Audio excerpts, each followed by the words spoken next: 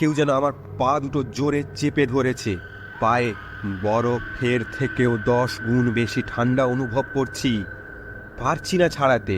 যতবারই হাত দিয়ে সরাতে যাচ্ছি, বারবারই ব্যর্থ হচ্ছি। হাত হাওয়ায় ভাসছে। আমি দেখতে পাচ্ছি, অনুভবও করছি, কিন্তু তাকে স্পর্শ করতে পারছি না। ভয়ে সারা শরীর থরথরিয়ে কাঁপছে, গা বেয়ে গলগলিয়ে ঘাম ঝরছে। বাঁচার উপায় খুঁজে পাচ্ছি না। ভাবছি, হার বুঝি বাড়ি ফেরা হলো না। ঠিক সেই সময় পূব আকাশ কাঁপিয়ে একটা বাজ পড়ল। বিদ্যুতের আলোয় স্পষ্ট দেখলাম অদ্ভুত এক ছায়া মূর্তি। মূর্তিটা উঠে দাঁড়ালো আমার সামনে।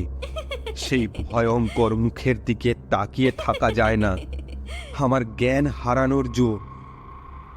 আমার হাতে তখনও দাদু ঠাকুমার ফটোটা ধরা।